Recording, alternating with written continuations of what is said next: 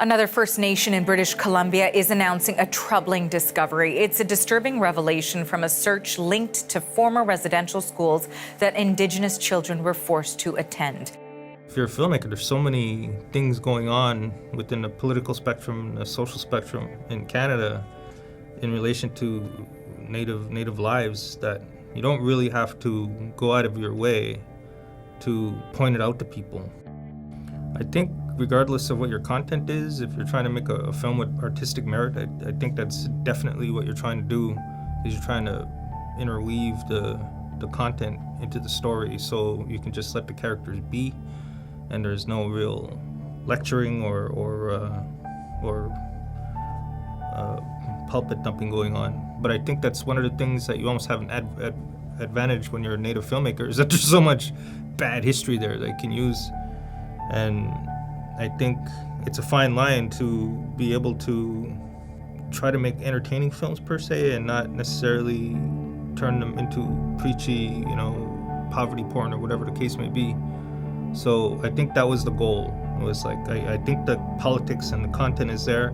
That being said, I still think there's going to be a lot of Canadians and a lot of people in the audience that won't get the history. I don't think they're going to really understand that, and I hope they don't need to understand it in order to kind of get the film, or more to the point, I hope they kind of go out and research a little and hopefully have a broader understanding of the relationship between Native and non-Native people in Canada and the US. I think that's always been my goal. I just handle it in stages. Like, I try to put the content and the political stuff within the writing, and when I film it, I don't really, I try not to anyway. I try not to turn it into a preachy film, because I think that's how you alienate your audience. The earth is an animal, living and breathing. Alessio, buenas tardes, tío.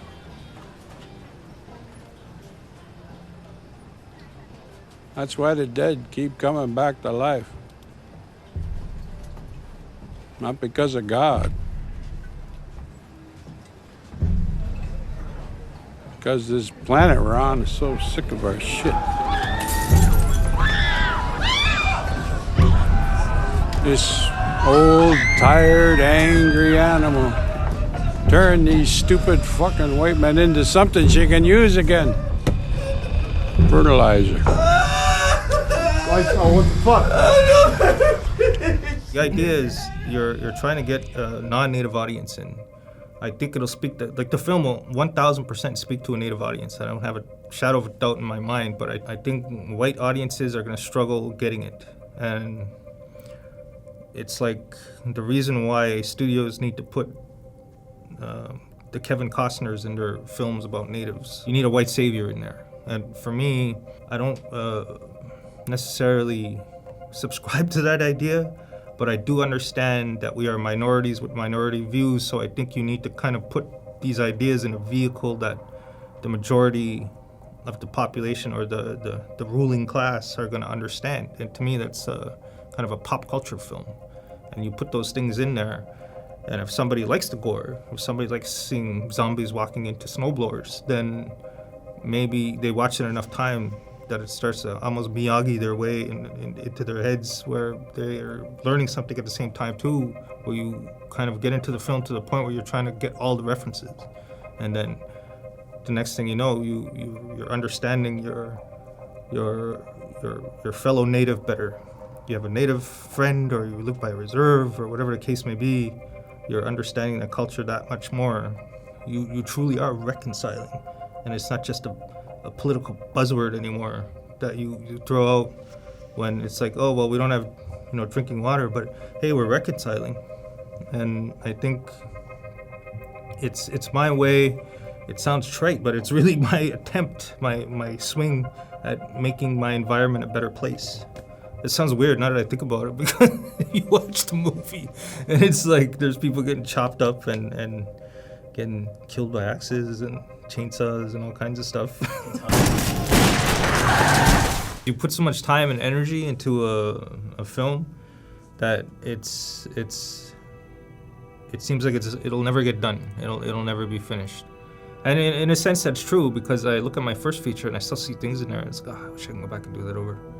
So in a sense that it's never finished. I guess that's what compels people to keep making films, even though it's kind of a masochistic, endeavor, and it's almost like being in an abusive relationship where you're pouring all your energy and passion into something, and you're getting like these small little moments back where you kind of you feel gratified for those few beats that you're in front of a crowd that at least sees things the way you do for that moment. There's a connection there, even though it's very likely that you don't know anybody in the crowd, or you're never going to speak to them about the film per se.